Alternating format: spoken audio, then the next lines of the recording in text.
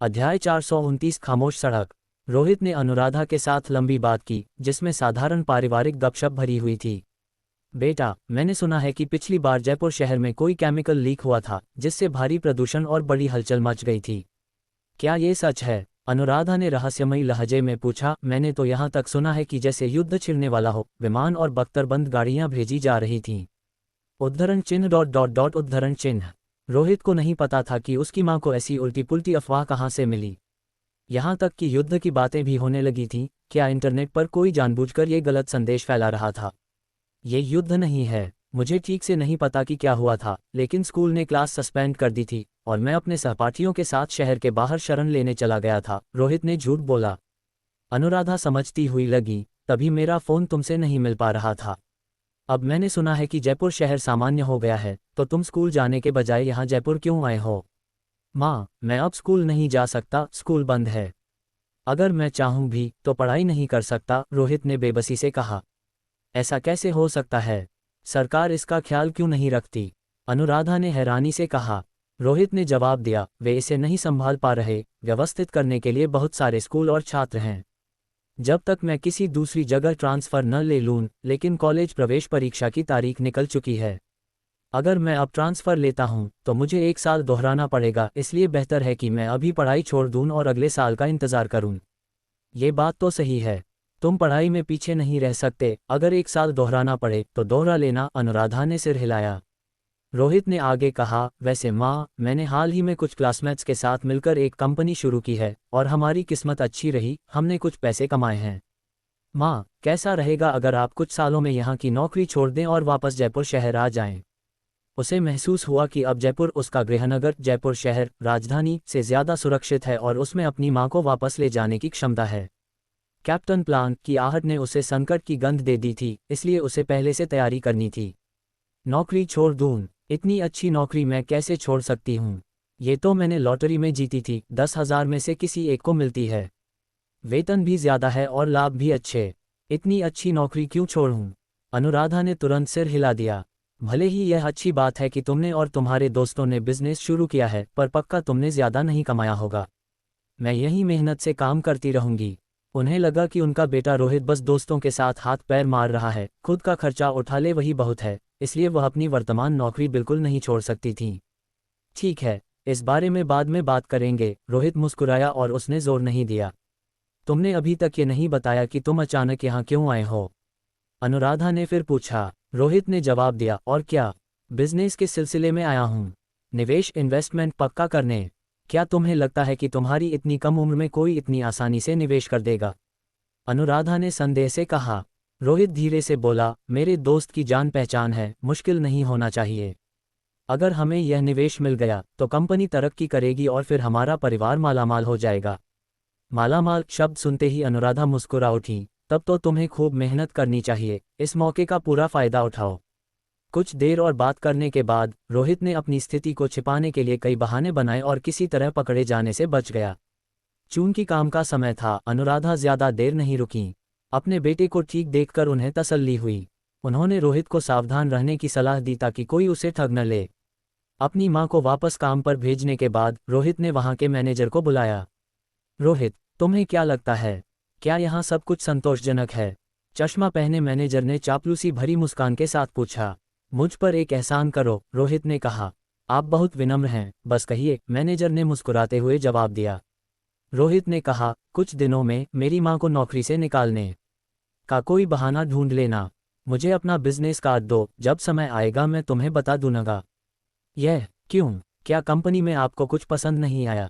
Manager थोड़ा हैरान था। रोहित ने उत्तर दिया, यहाँ सब कुछ अच्छा है, लेकिन मैं अपनी माँ को वापस जयपुर ले जाना चाहता हूँ।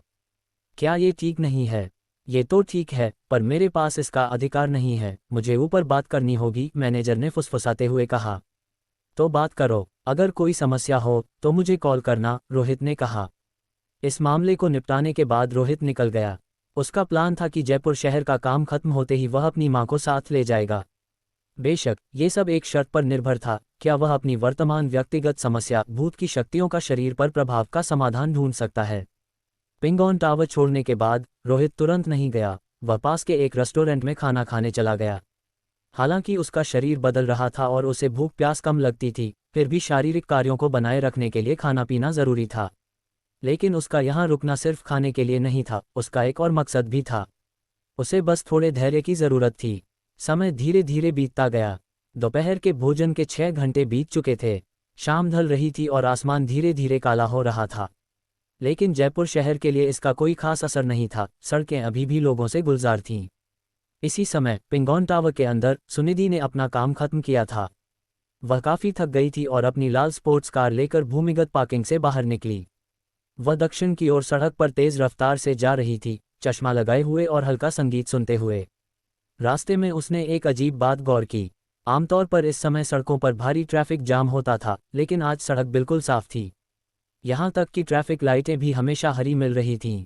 पहले तो उसे लगा कि उसकी किस्मत अच्छी है, लेकिन धीरे धीरे उसकी भड़कुटी तन गई। सड़क पर गाड़ियों की संख्या असामान्य रूप से कम हो गई थी।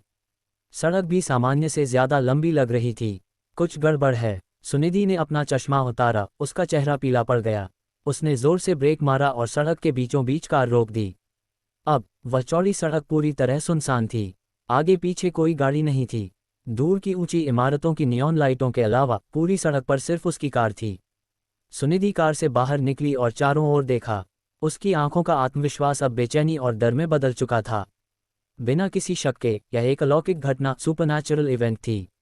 उसने तुरंत कार में लौटकर एक विशेष फोन उठाया और संकट का संकेत, डिस्ट्रेस सिग्नल भेजा। डरो मत, सब ठीक हो जाएगा।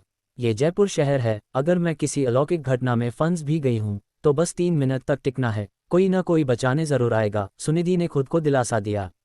वह शांत रही, क्योंकि वह जानती थी कि चिल्लाने या भागने से भूत का ध्यान जल्दी आकर्षित होता है। उसने सावधानी से आसपास का निरीक्षण किया कि कहीं कोई अजीब आकृति तो नहीं दिख रही। दुर्भाग्य से उसे कुछ नहीं दिखा। सन्नाटा इतना गहरा था कि वह खुद को एक निर्जन क्षेत्र में महसूस कर रही थी। आज तक ऐसी कोई अलौकिक घटना नहीं हुई। यह क्या हो सकता है?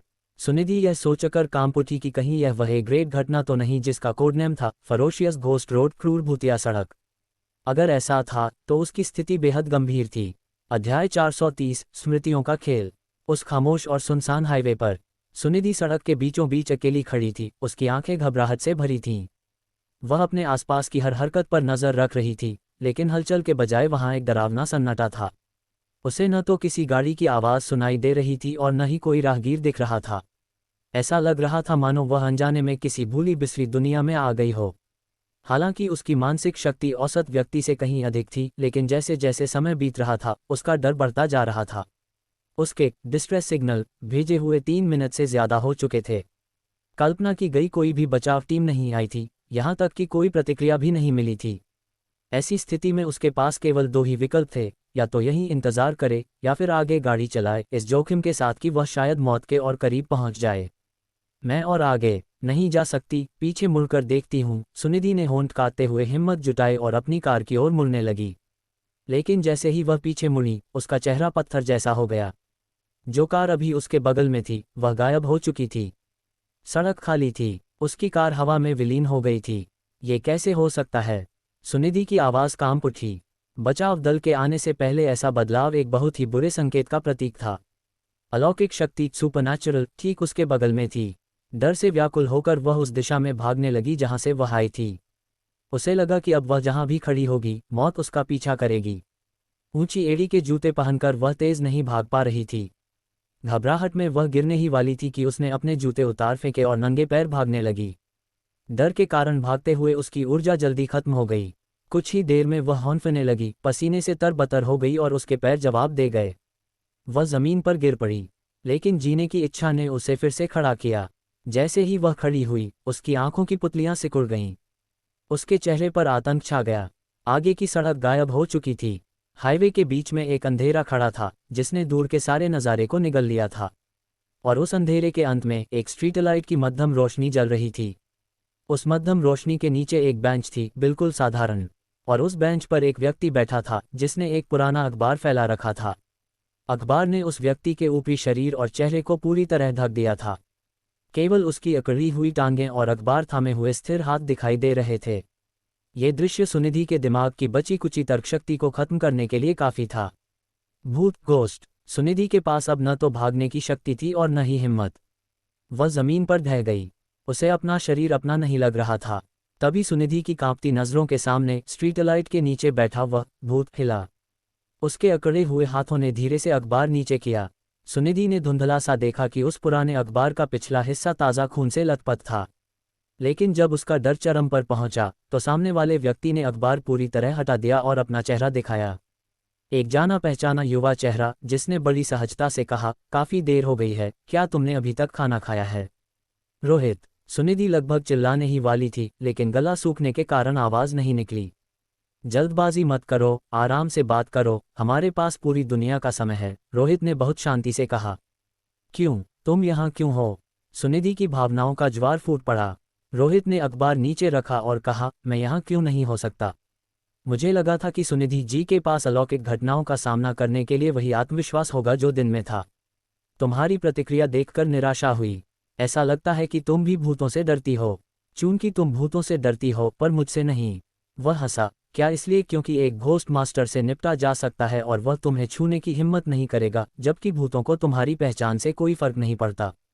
रोहित, तुम क्या चाहते हो? मुझे यहाँ से जाने दो, सुनिधि ने उत्तेजित होकर खड़े होते हुए कहा। यह मत सोचो कि मुझे नहीं पता ये क्या है। ये तुम्हारा घोस्ट डोमेन है और यह सब तुम्हारी ही करतूत है। कोई जल्दबाजी नहीं। दिन में तुम्हारे इलाके में बहुत से लोग देख रहे थे, इसलिए मुझे खुद को रोकना पड़ा। लेकिन अब हम मेरे इलाके में हैं, इसलिए मैं वह करना चाहता हूं जो दिन के उजाले में करने की हिम्मत नहीं हुई, रोहित ने धीरे से कहा। सुनिधि ने गुस्से और सदमे के मिले जुले भाव से कहा, तुम मुझे मारने की हिम्मत नहीं करोगे। अगर मैं मर गई तो तुम इसके परिणाम भुगत नहीं पाओगे। तुम्हें पछताना पड़ेगा। मैंने कभी नहीं कहा कि मैं तुम्हें मार डालूंगा, रोहित ने जवाब दिया। तो फिर तुम क्या करना चाहते हो? सुनिधि ने तुरंत पूछा। उसे यकीन नहीं था कि रोहित ने उसे यहाँ सिर्फ बातचीत के लिए रखा है। उसे लगा कि शायद रोहित की नीयत उसकी खूबसूरती को लेकर खराब है। वह मन ही मन सोचने लगी कि अगर रोहित उसे मजबूर करता है तो वह समझौता कर लेगी ताकि उसकी जान बच सके। वास्तव में तुम्हारे साथ एक रात बिताना इतना बुरा नहीं होगा। अगर तुम यही चाहते हो तो हम बातचीत कर सकते हैं, उसने अपनी आवाज़ को कोमल बनाने की कोशिश की ताकि रोहित के गुस्से को शांत कर सके। मुझे तुम्हारी ज़रूरत है, लेकिन उस तरह नहीं। रोहित के चेहरे पर कोई भाव नहीं था। सुनिधि हैरान रह गई। तो तुम मुझे मारना भी नहीं चाहते और न ही शारीरिक संबंध चाहते हो, फिर तुम्हारा लक्ष्य क्या है? सिर्फ मुझसे गप्पे लड़ाना, रोहित ने कहा। मैं सावधान रहने वाला व्यक्ति हूँ। दिन की घटना ने मुझे खतरे का एहसास कराया, लेकिन मेरे पास जानकारी के स्रोत नहीं हैं। तुम, हालांकि, एक अच्छी मुखबिर लगती हो जिसे जयपुर शहर की हर अंदरूनी खबर है। इसलिए मैं चाहता हूं कि तुम मेरे लिए काम करो। पहले ही बता दूं, मुझे तुमसे नफरत है, लेकिन फिलहाल मेरे पास तुम्हारा इस्तेमाल करने के अलावा कोई चारा नहीं है। तुम्हारे लिए काम करूं? सुनिधि दंग रह गई, फिर उसकी नज़रें बदलीं। मुझे सोचने के लिए समय दो, रोहित बोला। समय बर्बाद करने की ज़रूरत नहीं है। मैं तुम्हारी सहमति नहीं मांग रहा हूं। मैं तो बस तुम्हें पहले से बता रहा था ताकि तुम स्थिति समझ सको। क्योंकि थोड़ी ही देर में तुम यहाँ हुई हर बात भूल जाओगी और तुम पूरी तरह बदल जाओगी, मेरे प्रति पूरी तरह वफादार एक कर्मचारी के रूप में। तुम्हारा मतलब क्या है? सुनिधि घबरा गई। सरल है, मैं तुम्हारी याददाश्त बदल दूंगा, रोहित ने खड़े होते हुए ठंडे स्वर में कहा। अध्याय 431, नया व्यक्तित्व। जयपुर शहर का पिंगौन होटल। दिन के समय लैम्बर्ट द्वारा पैदा की गई अचानक घटना अब शांत हो चुकी थी। एक दिन से भी कम समय में होटल सामान्य हो गया था, सिवाय 18वीं मंजिल के जिसे अभी भी सील रखा गया था। बाकी मेहमान अपने कमरों में लौट आए थे और पानी में तैरती लाशें कब की हटाई जा चुकी थीं। होटल की एक हाई एंड स्वीट के भीतर सुनिधि, जो गहरी नींद में थी, अब धीरे धीरे होश में आने लगी थी। जाग गई। उसके बगल में बैठे व्यक्ति की आवाज़ ठंडी और बेजान थी, जो उसे विशेष रूप से कठोर और पहुंच से बाहर बना रही थी।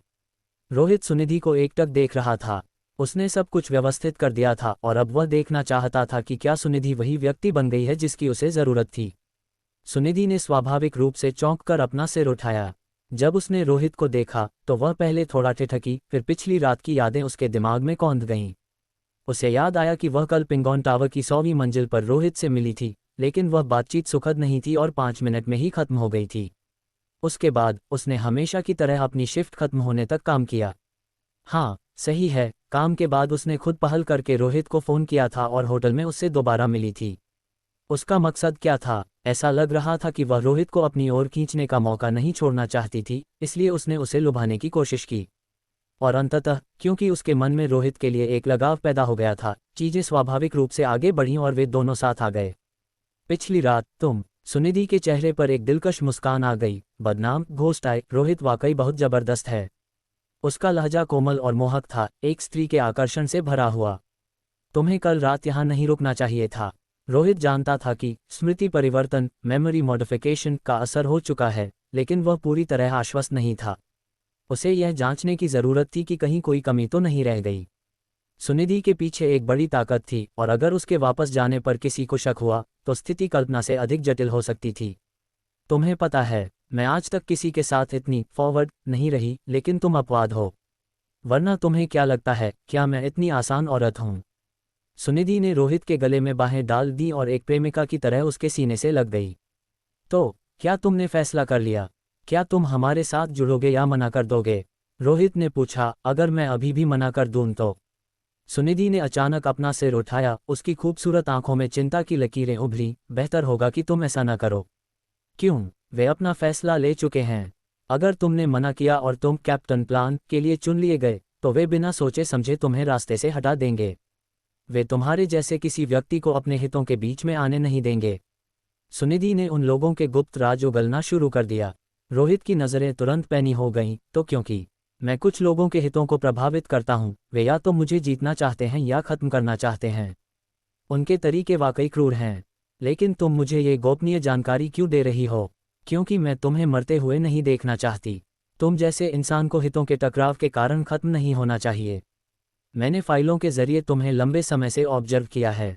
देश में इकलौते एस क्लास घटना को सुझाने वाले व्यक्ति के साथ ऐसा व्यवहार नहीं होना चाहिए। तुम सम्मान के हकदार हो।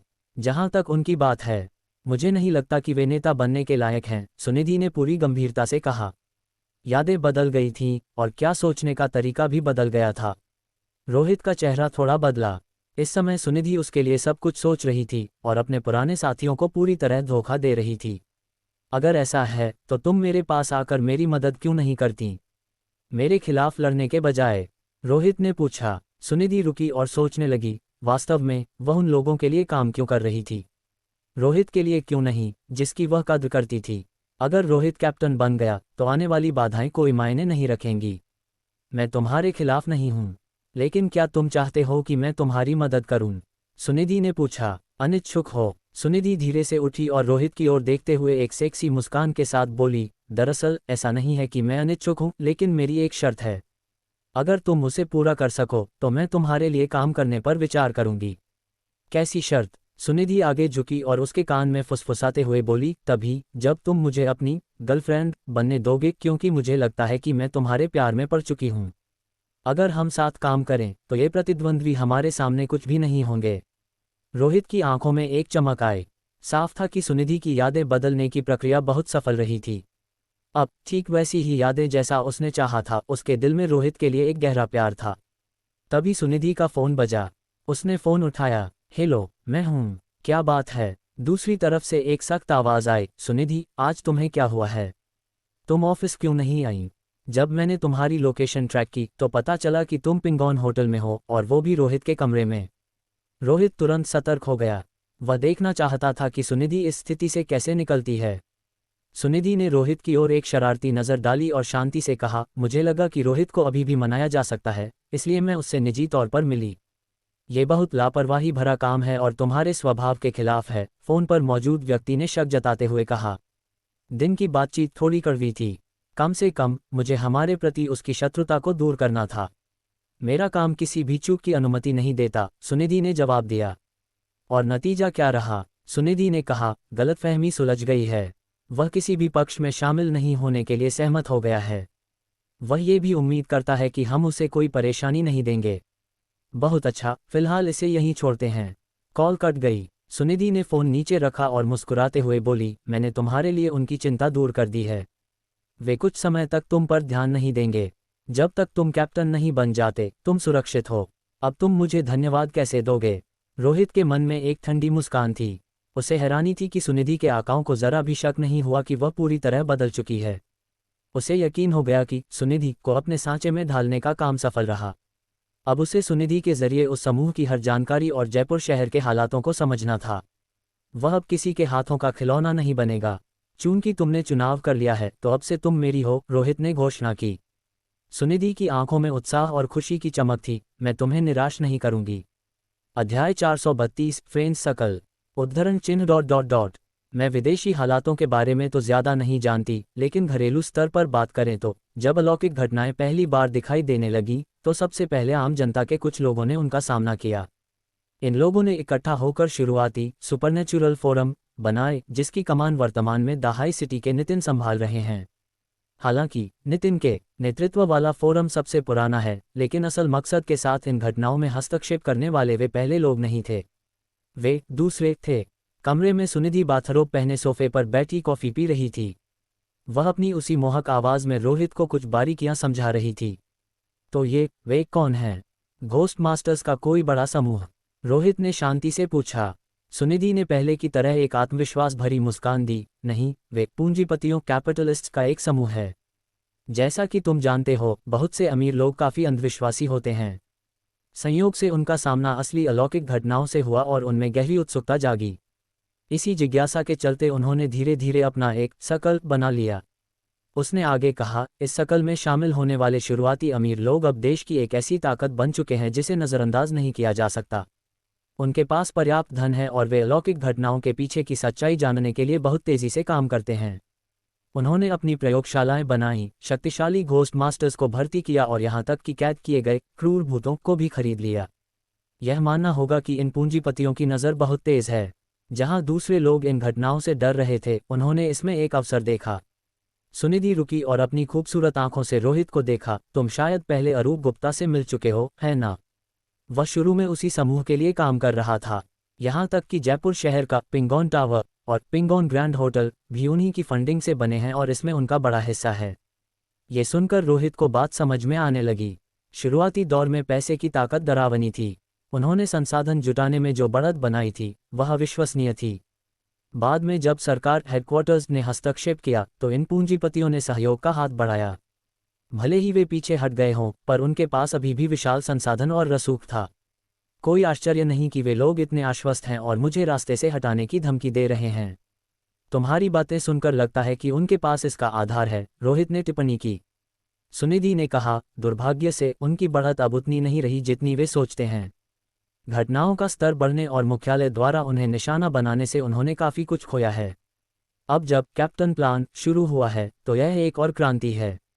मुख्यालय अरूप गुप्ता के साथ मिलकर शीर्ष घोस्ट मास्टर्स को प्रशिक्षित करना चाहता है। अगर इन पूंजीपतियों को पर्याप्त कोटा नहीं मिला तो उनकी बची कुची ताकत भी खत्म हो जाएगी। इसीलिए यह उनकी आखिरी छटपटाहट है। वे अपने रास्ते में आने वाले हर व्यक्ति को खत्म कर देंगे, जिसमें तुम भी शामिल हो। रोहित ने अपनी भौहें सिकुड़ी। कोटा इतना कीमती है कि बड़े बड़े पूंजीपति इसके लिए लड़ रहे हैं। तो मेरे जैसा व्यक्ति जिसके पास न पैसा है न रुतबा, उसे तो आसानी से दरकिनार कर दिया जाएगा, है ना? सही कहा, सुनिधि ने सिर हिलाया। और कैप्टन प्लान तो बस शुरुआत है। इसके बाद आने वाली योजनाएं और भी बड़ी होंगी। अगर तुमने उस एस क्लास घटना को सुलझाकर सबका ध्यान अपनी ओर न खींचा होता तो तुम इस संघर्ष में पड़ते ही नहीं। अब तुम एक नामांकित उम्मीदवार हो। अगर कोटे की इस लड़ाई में कोई भी पक्ष एक दूसरे से नहीं जीत पाया तो तुम जैसा व्यक्ति जिसके पास न ताकत है न रसूख, शायद एक बैलेंस पॉइंट बन जाए और आसानी से कोटा हासिल कर ले। रोहित समझ गया। बात सीधी थी। अगर चीजें सीमित हैं और सब आपस में लड़ रहे हैं तो वे अतिरिक्त हिस्सा किसी ऐसे को दे सकते हैं जो उनके लिए खतरा न हो। इसीलिए लोग तुम्हें अपनी ओर खींचने की कोशिश करेंगे। अगर तुम उन्हें मना करोगे तो वे तुमसे नफरत करेंगे, क्योंकि वे नहीं चाहते कि वह कोटा किसी और के हाथ लगे। ये सत्ता और पूंजी का खेल है जिसमें तुम फंस गए हो। बोरियत भरा है, रोहित ने ठंडे स्वर में उपहास किया। ये समय इन खेलों का नहीं है।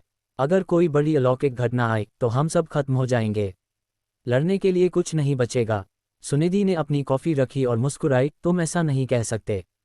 यह इंसानी दुनिया है, जहां हित होंगे वहां संघर्ष भी होगा।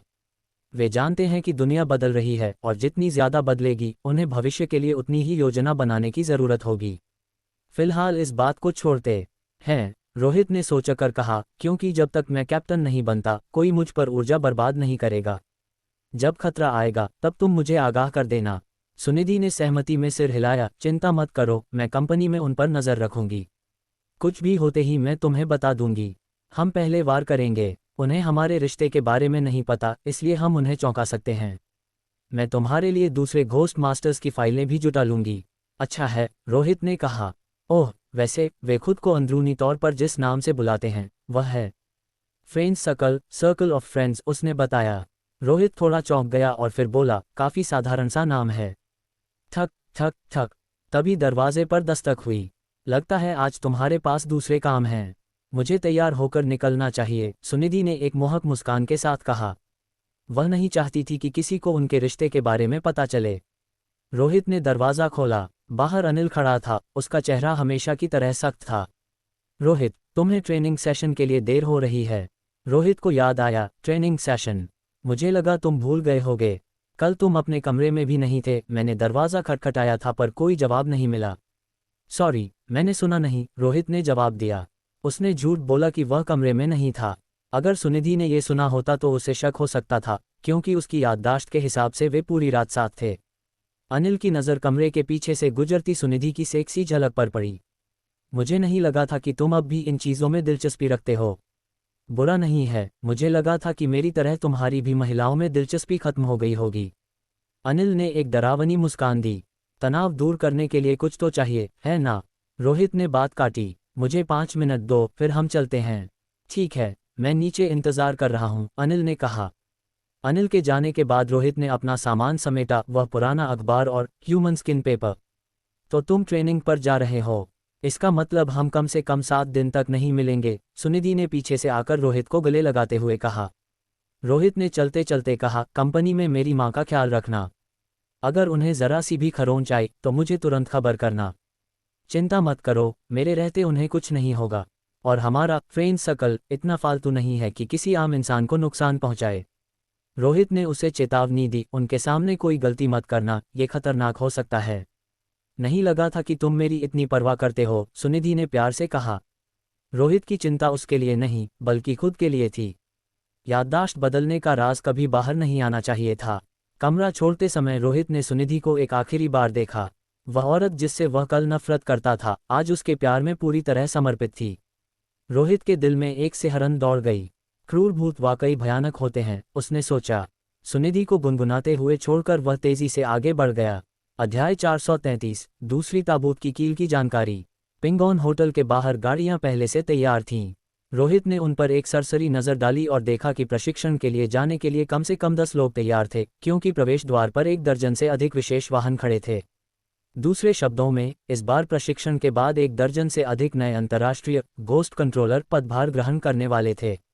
हालांकि वर्तमान स्थिति को देखते हुए उनके पदभार संभालने के बाद मृत्यु दर काफ़ी अधिक होना तय था, क्योंकि अधिकांश ने केवल एक भूत को वश में करने में सफलता प्राप्त की थी। 2 भूतों को नियंत्रित करने वालों की तुलना में एक भूत को नियंत्रित करने वालों के लिए हिंसक भूत के पुनरुत्थान की दहलीज तक पहुंचना आसान था, और यह बहुत संभव था कि वे अपने अगले मिशन में ही मारे जाएं। फिर भी रोहित के पास उस स्थिति के बारे में कहने के लिए कुछ नहीं था, क्योंकि वह खुद भी उस दौर से गुजर चुका था। पता नहीं ये शांति कब तक बनी रहेगी, रोहित ने हलचल भरे जे शहर को देखते हुए मन ही मन सोचा। उसके दिल में एक अस्पष्ट सी बेचैनी थी। वहाँ बहुत सारे छिपे हुए डर थे, जिनमें से कई अभी सामने आने बाकी थे। चाहे कोई एक भूत को वश में करे या 2 को, अंत में हर किसी को मौत का सामना करना ही था। उसके पास एकमात्र विकल्प बस आगे बढ़ते रहने का संघर्ष करना था। वह कार में बैठ गया। उसने पाया कि वह अनिल के साथ कार साझा कर रहा था, और वह नहीं जानता था कि यह किसी योजना के तहत था या किसी और की व्यवस्था। रोहित, हालांकि इस बारे में बात करना थोड़ा अजीब है, लेकिन क्या तुम कुछ भूल रहे हो? कार में बैठने के बाद अनिल ने सन्नाटा तोड़ते हुए पूछा। तुम्हारे हिंसक भूत के पुनरुत्थान की समस्या को हल करना। रोहित को याद आया कि अनिल कुछ दिन पहले उससे क्यों मिलने आया था। अनिल ने कहा, अच्छा है कि तुम्हें याद है। मुझे उम्मीद है कि तुम मुझ पर यह एहसान कर सकते हो। तुम्हें सीधे तौर पर शामिल होने की ज़रूरत नहीं है, मुझे बस एक व्यावहारिक तरीका चाहिए। उसे घोस्ट ईटर, भूत भक्षक के नाम से जाना जाता था। सिर्फ ये नाम सुनकर ही दूसरों को यह अकल्पनीय लगता था, क्योंकि आज तक देश या दुनिया में किसी के पास भूतों को खाने की क्षमता नहीं थी। कारण सरल था, भूतों को मारा नहीं जा सकता था। चूंकि उन्हें मारा नहीं जा सकता था, इसलिए किसी भूत को निगलने के परिणामों की केवल कल्पना ही की जा सकती थी। मेरे पास वास्तव में एक व्यावहारिक तरीका है, लेकिन ये तुम्हारे लिए बहुत कठिन होगा, रोहित ने कुछ सोचने के बाद कहा। इससे कोई फर्क नहीं पड़ता, तुम बस मुझे बताओ। जीवित रहना पहले से ही काफी कठिन है, अनिल ने अधिक शांति के साथ पूछा। वह लंबे समय से इस बात के लिए तैयार था कि हिंसक भूत के साथ अपनी स्थिति को सुलझाना आसान नहीं होगा। रोहित ने कहा, यह मामला जयपुर शहर के हंग्री घोस्ट भूखा भूत केस से शुरू होता है। हालांकि हंग्री घोस्ट केस की फाइलों को सील कर दिया गया है और तुम्हारी वर्तमान क्लियरेंस स्तर के साथ तुम उन्हें नहीं देख पाओगे, लेकिन मुझे तुम्हारे साथ थोड़ी जानकारी साझा करने में कोई आपत्ति नहीं है। सच कहूं तो वह हंग्री घोस्ट उन सभी अलौकिक घटनाओं में सबसे भयानक अस्तित्व था जिसका मैंने कभी सामना किया है। पता चल रहा है आखिरकार वह एक एस लेवल की अलौकिक घटना थी, अनिल ने टिप्पणी की। रोहित ने उत्तर दिया, नहीं, ये सिर्फ एक एस लेवल की अलौकिक घटना जितनी सरल नहीं है। ये हंग्री घोस्ट की जटिलता के बारे में है। वह वहीं रुक गया और आगे नहीं बोला। हंग्री घोस्ट केवल विकास की क्षमता वाला एक भयानक शक्तिशाली हिंसक भूत नहीं था, उसकी जटिलता का एक हिस्सा अंकुश द्वारा नियंत्रित भूत के उसमें मिल जाने के कारण भी था, जिसने पहले से ही भयानक हंग्री घोस्ट को और भी असाध्य बना दिया था। अब उस पर विचार करने पर, एक बार जब अंकुश के भूत ने हंग्री घोस्ट पर कब्जा कर लिया, तो शायद इसे अब एस लेवल की घटना नहीं कहा जा सकता था, इसे एसएस लेवल के रूप में वर्गीकृत किया जा सकता था। लेकिन उसके अलावा उस दूसरे भूत के अस्तित्व के बारे में कोई नहीं जानता था। कुछ आंतरिक मामले हैं जिन्हें बताने की मुझे अनुमति नहीं है, रोहित ने सामने बैठे ड्राइवर और कार में लगे सुनने वाले उपकरणों लिसनिंग डिवाइसेस पर नजर डालते हुए कहा। हालांकि कुछ जानकारी साझा की जा सकती थी, लेकिन कुछ विवरणों का खुलासा करना केवल उसके अपने नुकसान के लिए होता। रोहित ने कहा, यदि तुम अपने स्वयं के हिंसक भूत के पुनरुत्थान की समस्या को हल करना चाहते हो, तो तुम्हें हंग्री घोस्ट से एक वस्तु प्राप्त करने की आवश्यकता होगी। जयपुर शहर में सभी घोस्ट कंट्रोलर मिलकर हंग्री घोस्ट के एक भी घोस्ट स्लेव को नहीं हरा सके थे और हमें लगभग विनाश का सामना करना पड़ा था। अरूप गुप्ता वहां मरते मरते बचा था।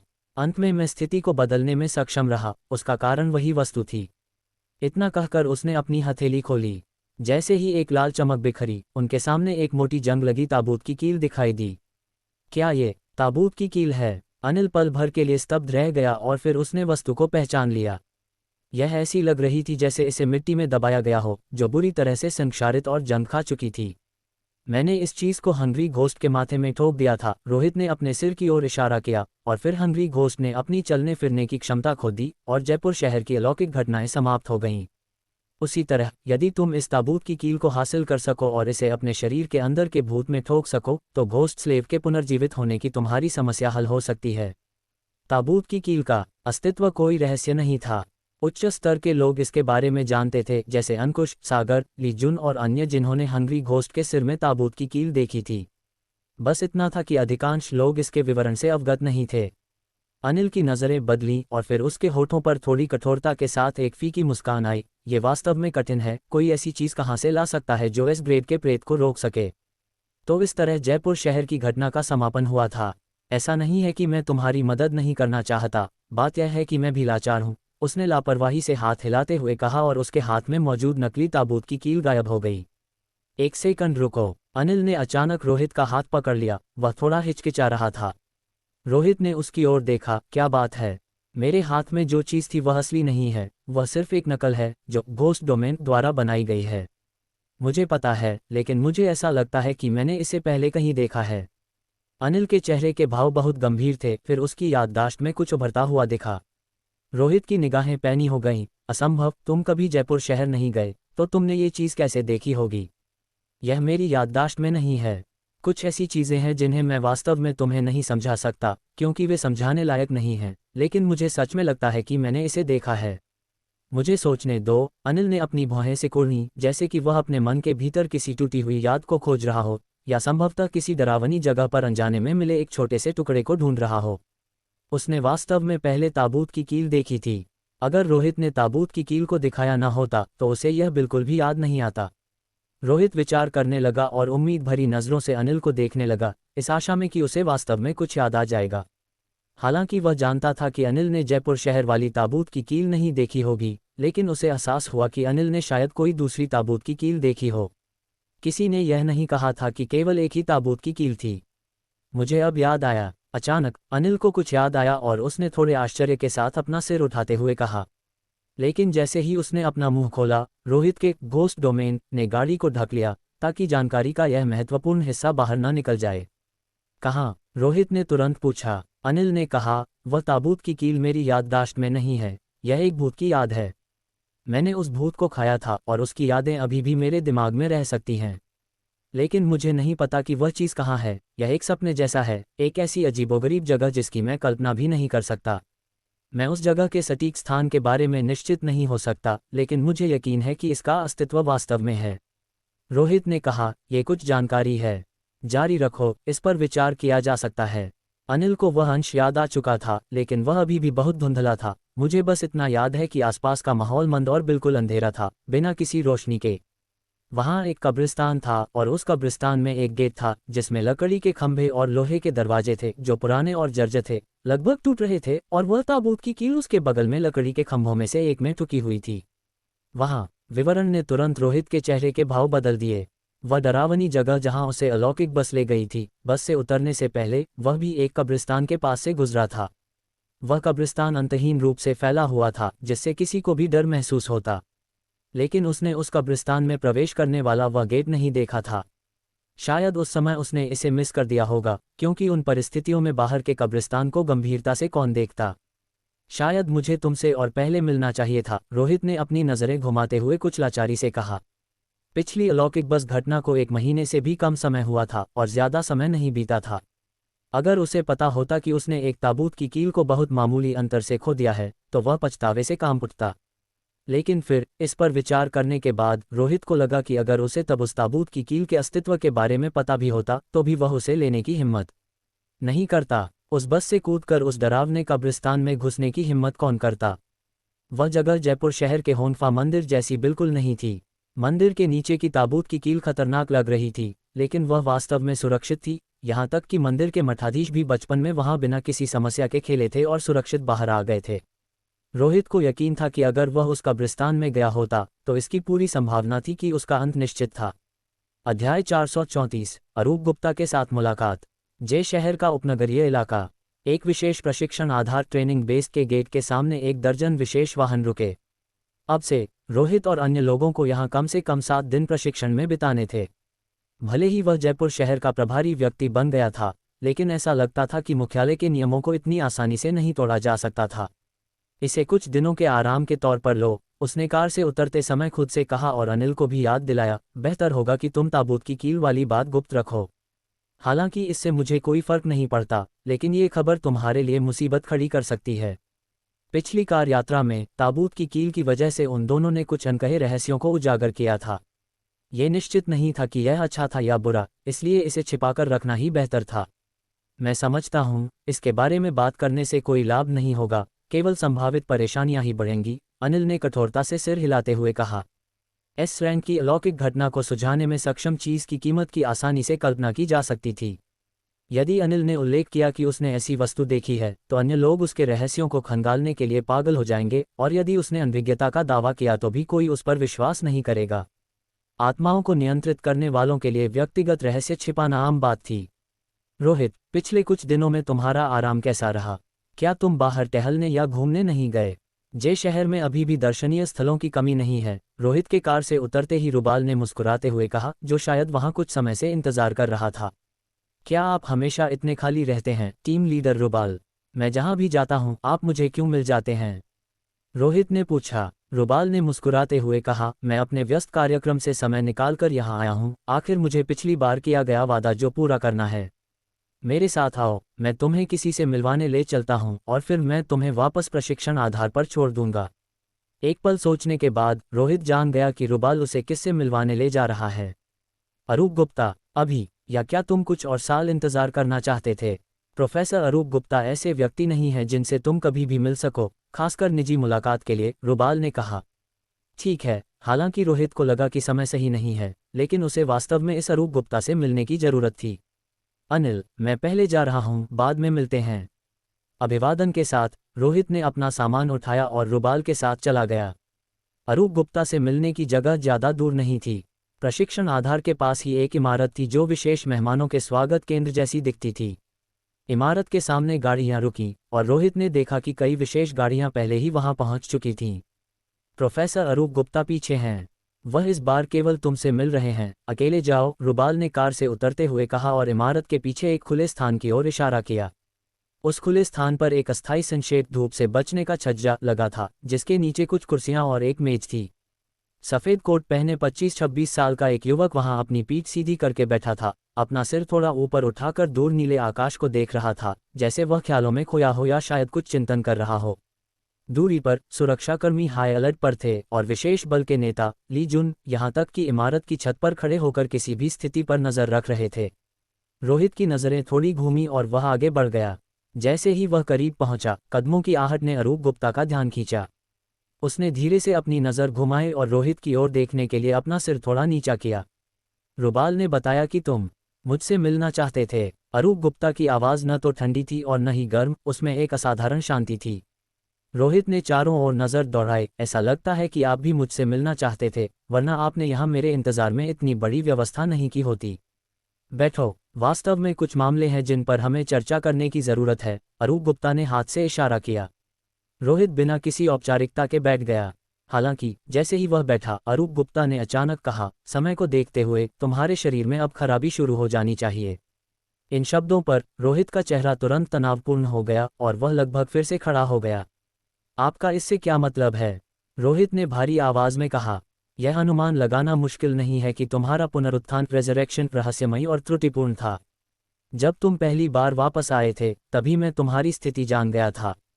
मानव शरीर के कार्य अक्सर नाजुक होते हैं और एक बार समस्या शुरू होने पर वे बिगड़ने लगती हैं। इसलिए मुझे लगता है कि जयपुर शहर की घटना के अंत से लेकर अब तक तुम्हारे शरीर की सीमाएं समाप्त होने वाली हैं। अरूप गुप्ता की आवाज़ बहुत धीमी थी, उसका उच्चारण स्पष्ट था। तुम अकेले ऐसे घोस्टबस्टर नहीं हो जिसके शरीर में समस्याएं आई हैं। कई लोगों की स्थिति समान है, लेकिन तुमने मुझसे मिलने की जिद की। ये संकेत देता है कि तुम्हारे शरीर के बिगड़ने ने तुम पर कुछ बड़े प्रभाव डाले हैं, जैसे कि भूत के पुनरुत्थान की छटपटाहट। तो आप चाहते हैं कि मैं इस समस्या को हल करने में आपकी मदद करूं? रोहित ने कहा, मैं केवल समस्या को जल्द से जल्द हल करने के लिए हर संभव रास्ते की कोशिश कर रहा हूं। कहने का तात्पर्य यह है कि मेरा अस्तित्व तुम्हारे विकल्पों में से एक है और तुम मानते हो कि यह विकल्प सबसे आसान है, इसीलिए तुम मेरे पास आए हो। अरूप गुप्ता ने उसे देखते हुए कहा, तो फिर दूसरा विकल्प क्या है? या क्या मुझे ये कहना चाहिए कि वह अब भरोसे के लायक नहीं रहा? आप जानकारी निकालने की कोशिश कर रहे हैं। रोहित के चेहरे के भाव थोड़े बदल गए। यह अत्यधिक बुद्धिमान व्यक्ति हमेशा आपकी बातों, साहसिक अनुमानों और सूक्ष्म जांच से उपयोगी जानकारी निकालने में सफल रहते हैं, जिससे वे आपकी अधिकांश जानकारी का पता लगा लेते हैं। ऐसे लोगों से बातचीत करते समय आपके कई रहस्य अब रहस्य नहीं रह जाते। शायद हम दोनों को अधिक ईमानदार होना चाहिए। आखिर हम में से कोई भी गारंटी नहीं दे सकता कि हम फिर से इस तरह साथ बैठकर बात कर पाएंगे। अरूप गुप्ता ने कहा, कुछ जानकारी छिपाना केवल तुम्हारे लिए हानिकारक हो सकता है। तो अब मुझे बताओ, वह कौन है? ये सवाल बहुत चालाकी भरा था। वह कौन है? अरूप गुप्ता वास्तव में नहीं जानता था कि वह क्या था, लेकिन ऐसा लग रहा था जैसे उसने रोहित के पास एक अज्ञात इकाई के अस्तित्व की पुष्टि कर दी हो और वह इतने विश्वास के साथ बोल रहा था। इससे रोहित को गलत आभास होगा कि अरूप गुप्ता पहले से ही उसके आधे रहस्य जानता है। एक बार जब आधा रहस्य जान लिया जाता है तो वह रहस्य नहीं रह जाता, बाकी रहस्य आप आसानी से बता देते हैं। वास्तव में अरूप गुप्ता का वह पूरी तरह से एक अनुमान था। ये रोहित को गलती करने के लिए उकसाने का एक जाल था। जब तक रोहित ने अपनी प्रतिक्रिया में उसके अस्तित्व को पूरी तरह से नहीं नकारा, अरूप गुप्ता को यकीन हो गया कि उसका अनुमान सही था। सच बोलने में मेरा क्या फ़ायदा है? रोहित ने शांति से पूछा। इनकार नहीं। अरूप गुप्ता की नज़रें शांत रहीं और उसने कहा, सच बोलना तुम्हारे लिए हानिकारक भी नहीं है। तुम्हारे पास एक विसंगति अनोमली मौजूद है जो तुम्हें असहज महसूस कराती है, क्योंकि तुम नहीं जानते कि वह तुम्हारी मदद कर रही है या तुम्हें नुकसान पहुंचा रही है। फिर भी अजीब बात यह है कि उसके पास अविश्वसनीय रूप से विशाल जानकारी है। उस समय तुमने शीशे के सामने लटक कर आत्महत्या करने की कोशिश की थी और रहस्यमय तरीके से पुनर्जीवित हुए। ये सब निश्चित रूप से उसका विचार रहा होगा। क्या तुमने सोचा है कि ऐसा करने में उसका उद्देश्य क्या हो सकता है? या यूं कहें कि यह जानते हुए भी कि तुम्हारा पुनरुत्थान पूर्ण नहीं होगा, उसने तुम्हारे लिए ये भयानक खेल क्यों रचा? रोहित की नज़रें टिमटिमाईं, लेकिन वह चुप रहा। तो तुम्हारा इस्तेमाल किया गया है, भले ही तुम बहुत सावधान हो, लेकिन जिस क्षण तुमने खुद को फांसी लगाने की कोशिश की, तभी से तुम्हारा इस्तेमाल किया जा रहा था। एक अधूरी योजना, एक त्रुटिपूर्ण पुनरुत्थान तुम्हें कदम दर कदम उस जाल की ओर ले जाएगा जो उसने तुम्हारे लिए बिछाया है। हालांकि मुझे खुशी है कि तुम मेरे पास आए हो, अरूप गुप्ता ने अपना लहजा बदलते हुए और हल्की मुस्कान के साथ कहा। तुम्हारा मेरे पास आना ये दर्शाता है कि तुम उसके प्रति सतर्क हो गए हो, शायद संकट को भांपते हुए तुम मेरी मदद चाहते हो। एक घोस्टबस्टर के लिए कभी कभी सिर्फ जीवित रहना ही एक बड़ी उपलब्धि होती है। तुम बहुत ज़्यादा चयनात्मक नहीं हो सकते, लेकिन तुम इसे ऐसे ही जारी नहीं रख सकते क्योंकि हर योजना के साथ तुम और मजबूत होते जाते हो। वह तुम्हें इस तरह आगे बढ़ने नहीं देगा, इसलिए तुम्हारे शरीर का बिगड़ना एक संकेत है। एक बार जब तुम उससे समाधान मांगोगे तो मुझे यकीन है कि योजना विफल हो जाएगी। रोहित के भाव बदल गए और फिर उसने कहा, मैं यहाँ आपसे इस बारे में चर्चा करने नहीं आया था। अरूप गुप्ता ने आगे कोई बात नहीं की, बल्कि कहा, वास्तव में मेरे पास यहाँ शारीरिक गिरावट का समाधान है। यदि तुम चाहते हो कि तुम्हारा शरीर इस दुष्ट भूत से अप्रभावित रहे तो यह बहुत सरल है, अपने शरीर को एक भूत में बदल लो। यह मेरे पिछले प्रयोगों की दिशा के अनुरूप है। मुझे बहुत पहले ही एहसास हो गया था कि घोस्टबस्टर्स का अंत इसी तरह होगा, इसलिए मैं इसके लिए योजना बना रहा हूँ। इस कदम को पूरा करने के लिए घोस्ट कॉफिन, भूतिया ताबूत की आवश्यकता है। अब तुम समझ गए होगे कि मैं घोस्ट कॉफिन को प्राप्त करने के लिए किसी भी हद तक क्यों गया था, उसने समझाया। घोस्ट कॉफिन रोहित के लिए यह कोई नई बात नहीं थी, उसने खुद कई जानों की कीमत पर इसे हुआंगगांग गांव से निकाला था। लेकिन इससे पहले कि वह अरूप गुप्ता के साथ इस बात पर बातचीत शुरू करता कि भूत में कैसे बदला जाए, अरूप गुप्ता ने सीधे तौर पर कहा, हालांकि प्रयोग विफल रहा। आपका क्या मतलब है? रोहित ने अपनी भौहें सिकुड़ी। मतलब वही है जो सुनने में लग रहा है, लोगों को भूत में बदलना सफल नहीं हो सकता। अरूप गुप्ता ने अपने हाथ फैलाए, उनके चेहरे पर कुछ पछतावा था। ऐसा क्यों है? रोहित ने पूछा। एक तरह से यह जरूरी नहीं कि विफलता हो, यह मुख्य रूप से इस पर निर्भर करता है कि तुम मानव की अवधारणा को कैसे परिभाषित करते हो, अरूप गुप्ता ने कहा।